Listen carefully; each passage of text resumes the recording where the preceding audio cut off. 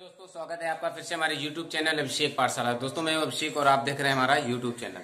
जैसा कि आप जानते हैं कि आप हमारे साथ यहाँ पर पढ़ते हैं इंटरमीडिएट की मैथमेटिक्स, और बहुत जल्द पढ़ने वाले हैं यहाँ पर हमारे साथ इंटरमीडिएट के फिजिक्स की क्लासेस। बहुत जल्द आपको देने वाले हैं यहाँ पर हम इंटरमीडिएट के फिजिक्स की क्लासेस को बिल्कुल ही फ्री और एकदम इजी तरीके से बताएंगे किस प्रकार से डेरिवेशन न्यूमेरिकल्स को एक बिल्कुल ही सिंपल मेथड से हल किया जाता है। तो यहाँ पर बात कर लेते हैं आज इस अंतिम एक्सरसाइज 11 लेसन के विविध एक्सरसाइज के क्वेश्चनों को आज डिस्कस करेंगे। आज जानेंगे 1 से लेकर 12 तक के प्रश्नों का आज डिस्कस करेंगे और जानेंगे कि किस प्रकार से एक सिंपल मेथड के द्वारा इन्हें आसानी से सॉल्व किया जाता है। ठीक है, तो आज का वीडियो बहुत ही इंपॉर्टेंट होने वाला है आपके लिए। यदि आप चाहते हैं कि मेरा वीडियो सबसे पहले आपके पास पहुंचे तो चैनल को सब्सक्राइब करने के साथ साथ बेल आइकन को भी प्रेस करना ना भूलें, ताकि मैं जो भी वीडियो डालूं उसका नोटिफिकेशन, उसकी जानकारी सबसे पहले आपके पास पहुंचे और मेरा वीडियो सबसे पहले आप देख सकें। तो चलिए बात कर लेते हैं यहाँ पर पहले क्वेश्चंस की। 12 से क्वेश्चनों को डिस्कस करना है एक्सरसाइज 11 की विविध मिसलिनियस एक्सरसाइज से। पहला दिखाइए कि मूल बिंदु से 2 1 1 मिलाने वाली रेखा बिंदुओं 3 5 -1 और 4 3 -1 से निर्धारित रेखा पर लंब है। कौन से?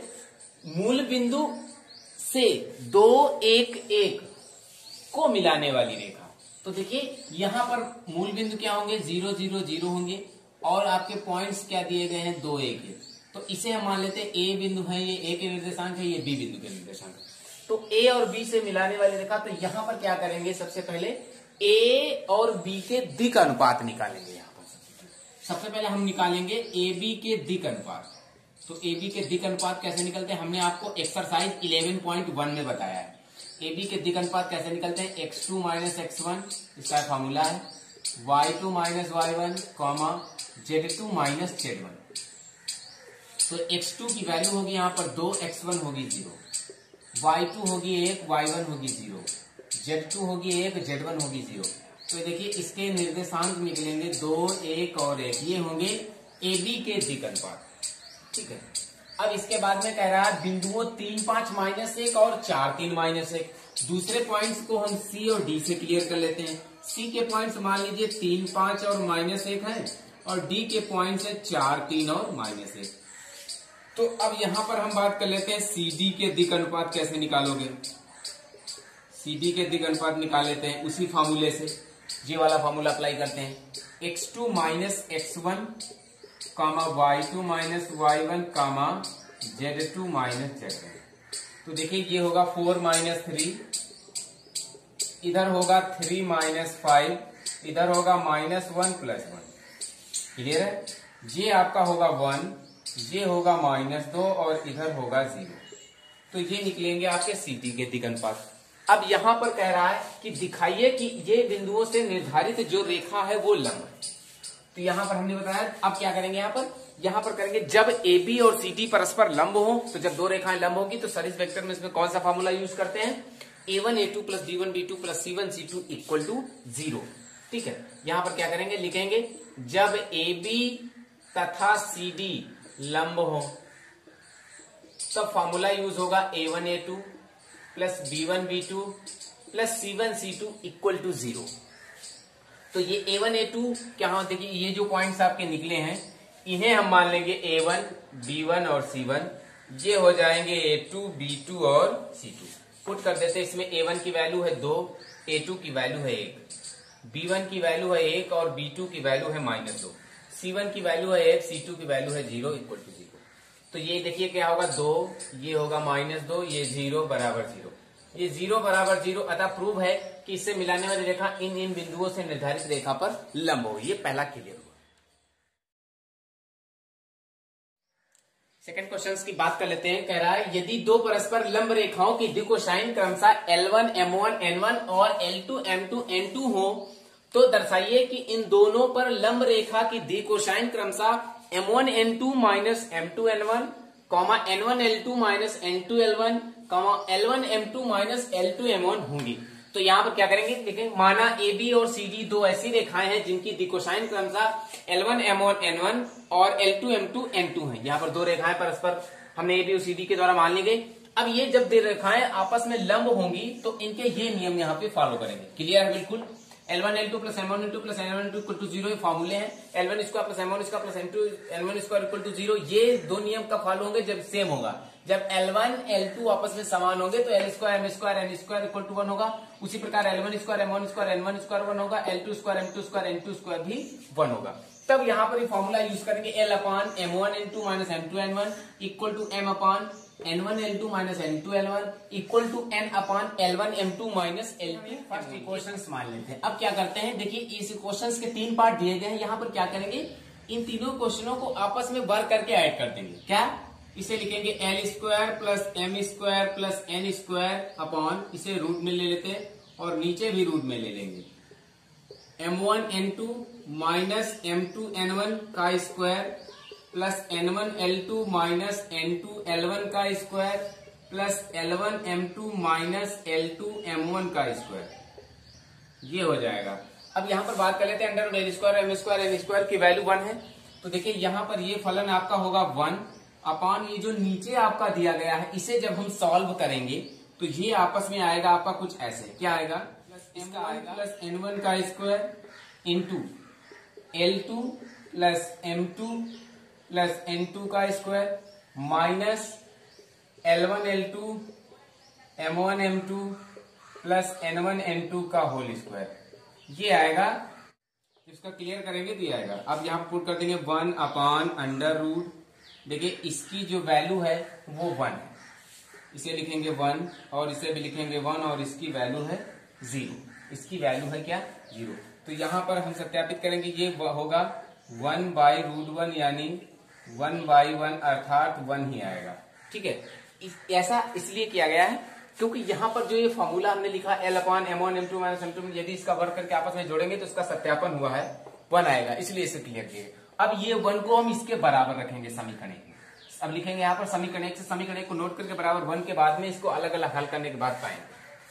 क्या लिखेंगे, लिखेंगे समीकरण 1 से, समीकरण 1 को नोट करते हैं, L upon M1 N2 minus M2 N1 equal to M upon N1 L2 minus N2 L1 equal to N upon L1 M2 minus L2 M1। ठीक है, ये होगा। चलिए अब इसको क्लियर कर देते हैं। इक्वल टू ये आपका 1 होगा, तो ये L बराबर भी 1 होगा, M बराबर 1 के भी होगा, ये वाला फलन भी 1 के बराबर होगा। तो देखिए ये क्या बनेगा, ये बनेगा L upon M1 N2 minus M2 N1 equal to 1। इसकी मल्टीप्लाई हो जाएगी तो L की वैल्यू आएगी M1 N2 minus M2 N1। ये पहली दिकोसाइन होगी जो हमें प्रूव करनी है, M1 N2 minus M2 N1। ठीक है, उसी प्रकार जब M को इक्वल के बराबर करेंगे तो M की वैल्यू क्या आएगी, M की वैल्यू आएगी N1 L2 minus N2 L1 ही आएगी। उसी प्रकार जब N को इक्वल करेंगे तो N की वैल्यू क्या आएगी, L1 M2 minus L2 M1। ये इसकी दिकोसाइन होगी जो हमें प्रूव करनी है। ये हुआ क्लियर इसका आंसर। थर्ड नंबर की बात कर लेते, कह रहे हैं उन रेखाओं के मध्य का कोण ज्ञात कीजिए जिनके दिक् अनुपात ABC और B माइनस से C माइनस से A माइनस B।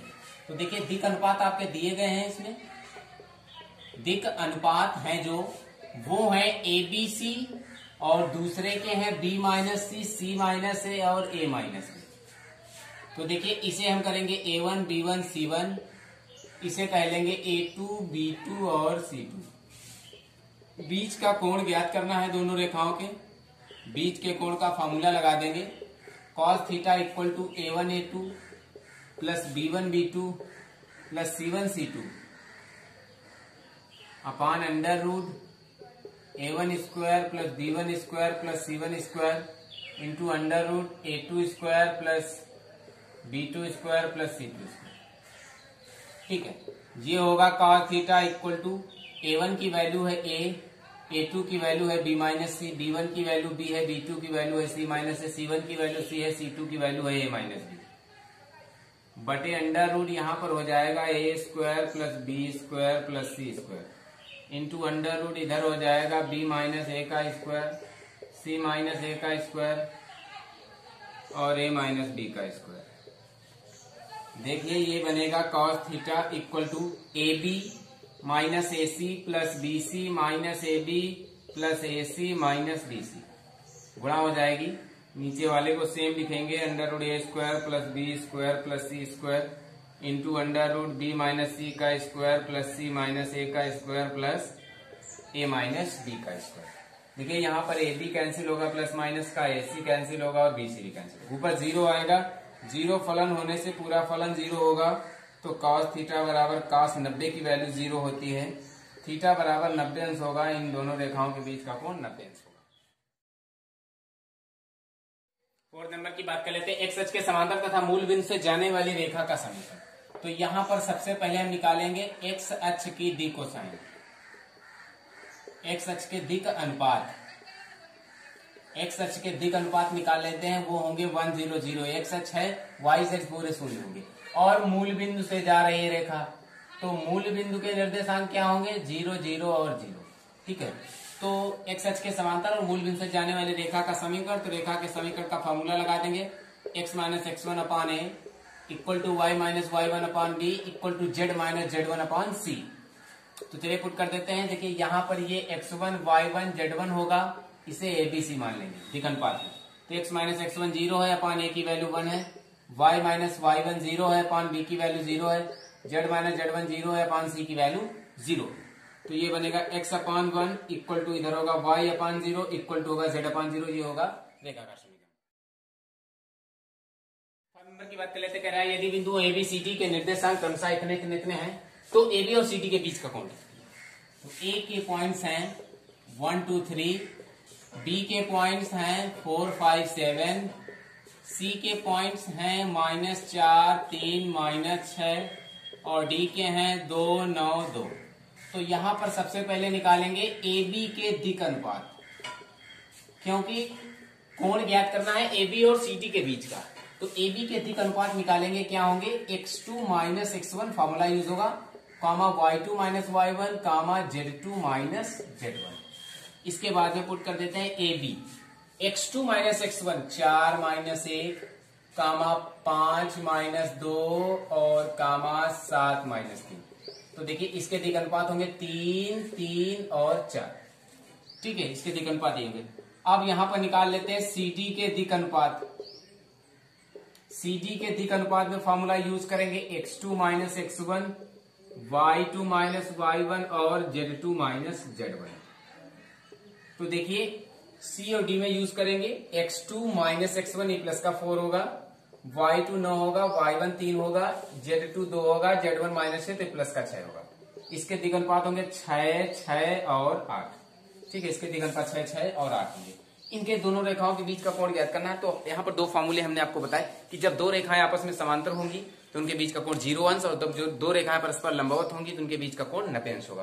तो यहाँ पर हम क्लियर कर लेते हैं कि क्या ये दोनों रेखाएं ए बी और सी डी लंबवत या समांतर है। यदि है तो बीच के कोण का ऐसे ही क्लियर फार्मूला आ जाएगा क्लियर, नहीं तो फार्मूला अप्लाई करने से तो आ ही जाएगा, जो कि अभी 4th नंबर में यूज किया।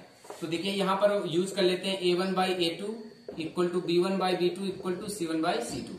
a1 की वैल्यू क्या है, देखिए a1 b1 c1 ये हो जाएंगे, ये a2 b2 c2 हो जाएंगे, a2 b2 c2, a1 b1 c1। तो a1 by a2 3/6, b1 by b2 3/6 और c1 बाई c2 4/8। तो देखिए इसका 1/2 होगा, इसका भी 1/2, इसका भी 1/2। देखिए यहाँ पर a1 by 2 b1 by b2 c1 by c2 बराबर है। लिखेंगे यहाँ AB तथा CD परस्पर समांतर है, ये समांतर का फॉर्मूला है। और जब समांतर है तब इनके बीच का जो कोण होगा वो होगा 0 अंश। जब समांतर होंगे तो 0 अंश होगा, जब लंबवत होगी तो 90 अंश।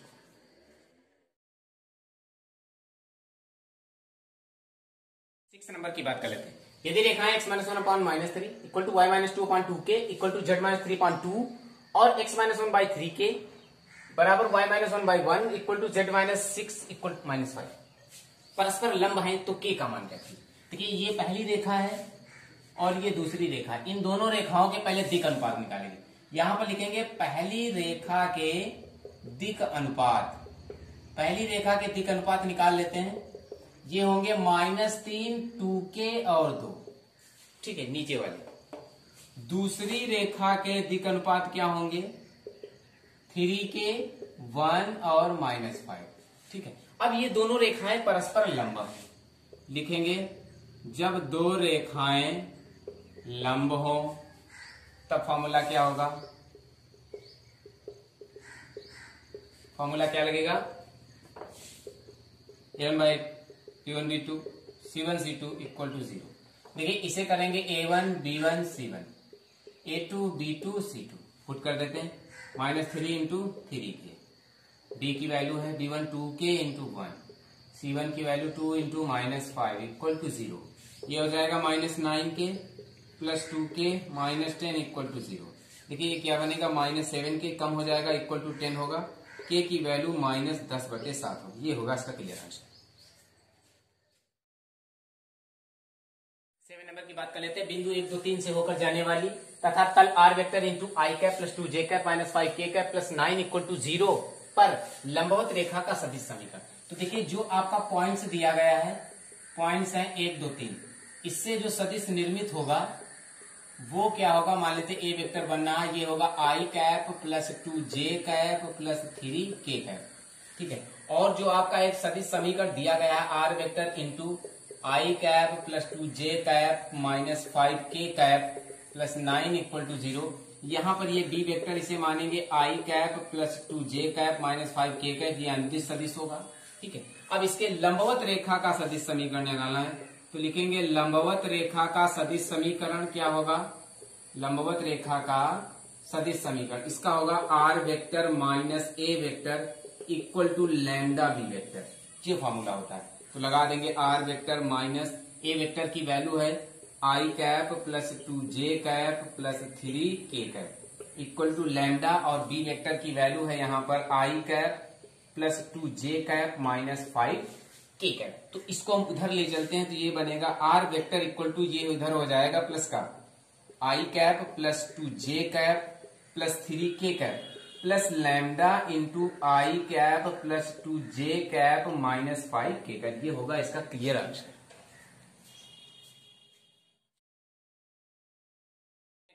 बिंदु एबीसी से जाने वाले तथा तल R vector into I cap plus J cap plus K cap equal to 2 के समांतर तल का सदिश समीकरण ज्ञात कीजिए। देखिए जो आपका एक तल दिया गया है R vector into I cap plus J cap plus K cap equal to 2 के समांतर तल का समीकरण क्या होगा, इसके समांतर तल का समीकरण होगा R vector into I cap plus J cap plus K cap equal to lambda. इसे हम फर्स्ट क्वेश्चन मान लेते हैं कि लैम्डा दिया गया, ठीक है। परंतु यहां पर लिखेंगे समीकरण एक पॉइंट ए बी सी से होकर जाता है, ठीक है। तो ए बी सी से होकर जाता है, तो अब यहां पर आर वेक्टर की जो वैल्यू होगी वो होगी A I cap plus B J cap plus C K cap. R vector की वैल्यू को समीकरण 1 में रख देंगे, लिखेंगे समीकरण 1 से, समीकरण 1 नोट करेंगे R vector into I cap plus J cap plus K cap equal to lambda. R vector की वैल्यू है A I cap plus B J cap plus C K cap into I cap plus J cap plus K cap equal to lambda. इसकी आपस में multiply कराएंगे तो ये देखिए ए I cap की आई कैप से करेंगे ए बचेगा, बी जे कैप की जे कैप से करेंगे बी बचेगा, C K कैप की K कैप से करेंगे C बचेगा। लैम्डा की वैल्यू आ जाएगी A plus B plus C। अब यहां पर क्या करेंगे, लैम्डा का मान समीकरण 1 में रखेंगे। चलिए समीकरण 1 में रख देते हैं। समीकरण 1 है R vector into I cap plus J cap plus K cap equal to lambda. ये बनेगा R vector into I cap plus J cap plus K cap equal to lambda की वैल्यू हो जाएगी A plus B plus C, ठीक है। चाहो तो यहीं पे क्लियर कर दो, और चाहो तो लिख सकते हो चूंकि आर वेक्टर इक्वल टू होता है x I cap plus Y J cap plus Z K cap, तो इस आर वेक्टर की वैल्यू को अब हम पुट करेंगे यहां पर, तब यह आपका बनेगा क्या, आर वेक्टर की वैल्यू होगी X I cap plus Y J cap plus Z K cap, ठीक है, इंटू आगे दिया है I cap plus J cap plus K cap equal to A plus B plus C।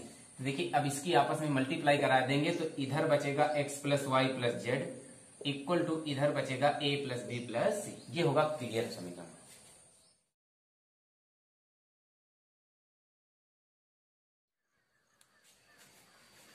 चलिए 9 नंबर की बात कर लेते हैं। दिया है रेखाओं आर वेक्टर इक्वल टू इतने और दूसरा आर वेक्टर सदिश समीकरण 2 दिए गए हैं, उनके बीच की न्यूनतम दूरी ज्ञात करना है। तो देखिए दोनों सदिश समीकरणों को अलग अलग नोट करेंगे। 6i cap 2j cap 2k cap plus lambda i cap minus 2j cap plus 2k cap. इसकी कंपेयरिंग करेंगे r vector equal to a1 vector plus lambda b1 vector से। ठीक है, तो a1 की वैल्यू होगी यहां पर 6i cap plus 2j cap plus 2k cap. Clear है? b1 वेक्टर की वैल्यू क्या होगी? i cap minus 2j cap plus 2k cap, ये b1 वेक्टर की वैल्यू होगी। इसी प्रकार दूसरा सदिश समीकरण नोट करेंगे। दिया गया है r vector equal to minus 4i cap minus k cap plus mu 3i cap minus 2j cap minus k cap. इसकी तुलना करेंगे r vector equal to a2 vector plus mu b2 vector से। तो a2 vector की value होगी minus 4i cap minus k cap. b2 vector की value होगी 3i cap minus 2j cap minus 2k cap. ठीक है, अब बीच की न्यूनतम दूरी का फॉर्मूला लगाना है आपको। बीच की दूरी का फॉर्मूला होगा mod b1 vector cross b2 vector into a2 vector minus a1 vector upon mod b1 vector cross b2 vector. ये फॉर्मूला होता है बीच की दूरी का। तो चलिए यहां पर निकाल लेते हैं b1 vector cross b2 vector सारणिक विधि से। i cap j cap k cap लेंगे। b1 i का गुणांक 1 है, j का -2 है, k का 2 है, तो इसका 1 -2 2 होगा। b2 में 3 -2 -2 3 -2 और -2। तो देखिए ये क्या निकलेगा, i कैप ले लेंगे, ये रो बंद हो जाएगा, ये कॉलम बंद हो जाएगा, ये होगा 4, बीच में माइनस होता, माइनस से लगा हुआ प्लस, ये भी हो जाएगा 4 गुणा में। माइनस j कैप ले लेंगे तो ये कॉलम बंद हो जाएगा, ये रो बंद हो जाएगी, ये होगा -2 1 -2 और माइनस का 2 3 6। क्लियर है? प्लस k कैप, इधर ये वाला रो बंद कॉलम बंद होगा, ये वाली रो बंद, ये 4 गुनेंगे 2 1 2 माइनस के और माइनस माइनस प्लस, यहाँ माइनस लगता माइनस से प्लस 2 3 6। ये होगा 8i कैप, इधर हो जाएगा -8 और ये माइनस प्लस का 8j कैप और इधर कम हो जाएंगे, बचेंगे प्लस के 4k कैप। क्लियर है बात? बिल्कुल क्लियर है। b1 vector cross b2 vector निकला है। अब इसी का निकाल लेते हैं mod b1 vector cross b2 vector. इसी का हम मॉड निकाल लेते हैं 8 का स्क्वायर प्लस 8 का स्क्वायर प्लस 4 का स्क्वायर। तो देखिए 8 का स्क्वायर क्या होगा, 64 64 और 16 जोड़ देंगे, कितना हो जाएगा 144। 144 होता है 12 का वर्ग। मॉड b1 क्रॉस b2 12 निकला है। अब बात कर लेते हैं a2 vector minus a1 vector की। चलिए इसी में पुट कर देंगे, बीच की दूरी का फॉर्मूला यूज करेंगे यहाँ पर। Mod b1 vector cross b2 vector की वैल्यू क्या है, 8i cap plus 8j cap और प्लस 4k कैप जे। इसके बाद में a2 vector minus a1 vector, a2 vector minus a1 vector यहां पर निकाल लेते हैं। a2 है minus 4i cap minus k cap, a1 vector है minus 6i cap minus 2j cap minus 2k cap. देखिए ये बनेगा 10i cap minus 2j cap और माइनस 3k कैप। क्या लिखेंगे, minus 10i cap minus 2j cap minus 3k cap upon mod में इसका निकला है 12। क्लियर हुआ? चलिए इसकी मल्टीप्लाई करा देते हैं आपस में। ये होगा 8 10 80 माइनस का, और ये हो जाएगा माइनस का 16 और ये हो जाएगा माइनस का 12 बटे नीचे क्या होंगे 12।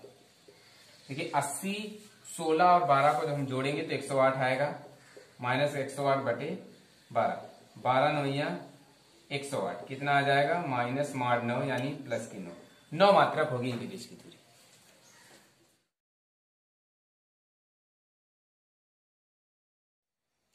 10 नंबर को ट्राई करते हैं। कह रहा है उस बिंदु के निर्देशांक ज्ञात कीजिए जहां बिंदुओं 5 1 6 और 3 4 1 को मिलाने वाली रेखा YZ तल को काटती है। तो देखिए 2 पॉइंट्स आपके दिए गए हैं 5 1 6 3 4 1। तो देखिए इसे लिखेंगे x1 y1 z1, इसे x2 y2 z2। तो यहां पर फॉर्मूला यूज करेंगे दो बिंदुओं से होकर जाने वाली रेखा। क्या होगा समीकरण? x minus x1 upon x2 minus x1 equal to y minus y1 upon y2 minus y1 equal to z minus z1 upon z2 minus z1। चलिए पुट कर देते हैं वैल्यू को। ये बनेगी x minus 5 upon 3 minus 5, y minus 1 upon 4 minus 1, z minus 6 upon 1 minus 6।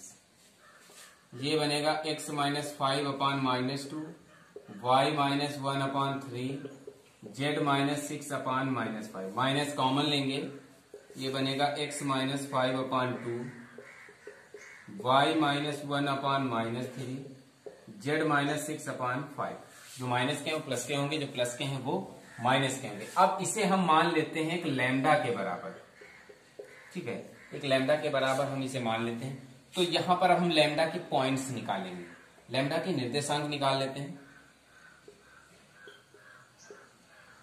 Lambda के निर्देशांक होंगे कुछ इस प्रकार, x minus 5/2 equal to lambda, तो x की वैल्यू आ जाएगी 2 लैम्डा प्लस 5।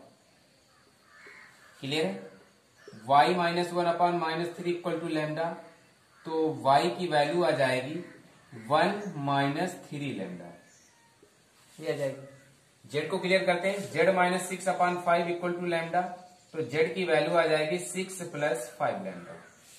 ये आपके निकले हैं x y z यानी लैम्डा के निर्देशांक। तो निर्देशांक क्या होंगे, इनको एक आपस में नोट करते हैं।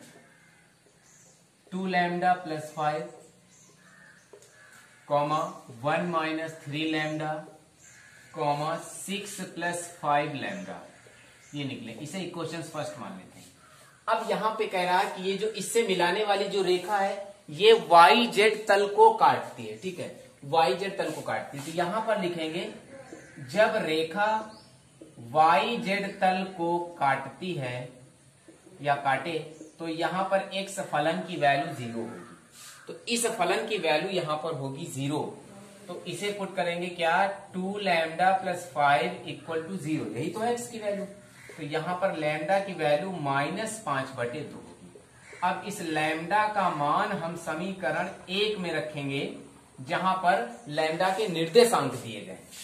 क्या है निर्देशांक, फिर से हाईलाइट करेंगे। 2 लैम्डा प्लस 5 कामा 1 माइनस 3 लैम्डा कामा 6 प्लस 5 लैम्डा। इसमें पुट कर देंगे लैम्डा की वैल्यू क्या है, -5/2। तो देखिए ये क्या बनेगा, -5 प्लस 5, ये बनेगा 1 माइनस 3, माइनस माइनस प्लस हो जाएगा, 5 3 15/2, और ये बनेगा 6 माइनस 5 25/2, ये होगा 0, ये होगा 15 2 17/2, और ये होगा 12 माइनस के 13/2। तो ये होंगे लैम्डा के निर्देशांक जो आपने माना।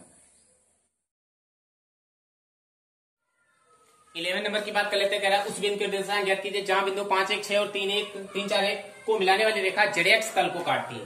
तो देखिए जो पॉइंट्स आपके दिए गए हैं 5 1 6 और 3 4 1 से मिलाने वाली रेखा का समीकरण वही फॉर्मूला लगाएंगे, ये फॉर्मूला यूज करेंगे। चलिए पुट कर देते हैं इसमें, x1 y1 z1, ये x2 ये y2 ये z2 समझ चुके हैं आप।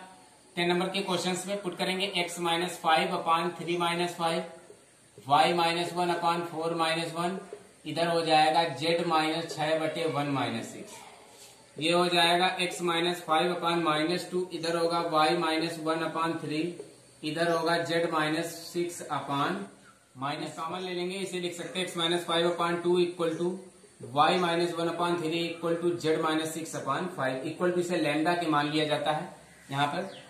तो अब लैम्डा के निर्देशांक निकालेंगे। इससे हल करने के बाद क्या होंगे, x minus 5 upon 2 equal to lambda, तो x बराबर आ जाएगा तुम्हारा 2 लैम्डा प्लस 5, इधर y minus 1 upon minus 3 equal to lambda, तो y बराबर आ जाएगा 1 माइनस 3 लैम्डा, और इधर होगा z minus 6 upon 5 equal to lambda, तो z की वैल्यू आ जाएगी 6 प्लस 5 लैम्डा। ठीक है, यहाँ पे x y z के मान निकाला है जो कि लैम्डा की वैल्यू को प्रदर्शित करेंगे, लैम्डा के निर्देशांक होंगे।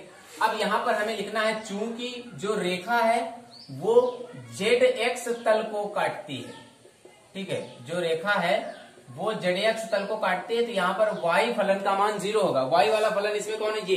ये बराबर 0 होगा, अर्थात 1 माइनस 3 लैम्डा इक्वल टू 0, तो लैम्डा की वैल्यू होगी 1/3। अब इस लैम्डा की वैल्यू को हम यहाँ पर पुट कर देंगे निर्देशांकों के रूप में। लैम्डा की वैल्यू को यहाँ पर पुट कर देंगे। देखिए यहाँ पर x की वैल्यू क्या आएगी? 2 लैम्डा प्लस 5 यानी 2/3 प्लस 5, तो ये हो जाएगा 3 बचे 15 तो 17/3 x की वैल्यू। y की वैल्यू क्या आएगी? 1 माइनस 3 लैम्डा है, y की वैल्यू 0 होगी। और z की वैल्यू क्या आएगी? 6 प्लस 5 लैम्डा दिया गया है, तो z बराबर 6 प्लस 5 लैम्डा की वैल्यू 1/3 है, 5/3 होगी, तो z बराबर ये हो जाएगा 18 5 23, 23/3। तो ये क्लियर आंसर होगा 17/3, 0, 23/3 इसका क्लियर आंसर।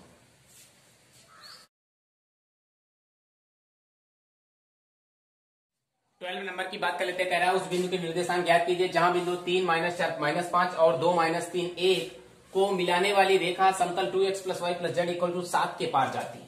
तो देखिए जो पॉइंट्स आपके यहां पर दिए गए हैं 3 माइनस 4 माइनस 5 और 2 माइनस 3 1, इससे होकर जाने वाली रेखा का समीकरण का फॉर्मूला लगाएंगे। फॉर्मूला यूज होगा। चलिए पुट कर देते हैं यहाँ पर वैल्यू। x माइनस x1 है 3, x2 है 2, x1 है 3, y माइनस y1 है माइनस 4 प्लस का 4 होगा, y2 माइनस 3 है, y1 है माइनस 4 प्लस का 1 4 होगा, z माइनस z1 माइनस 5 है प्लस का 5 होगा, बटी z2 1 प्लस 5।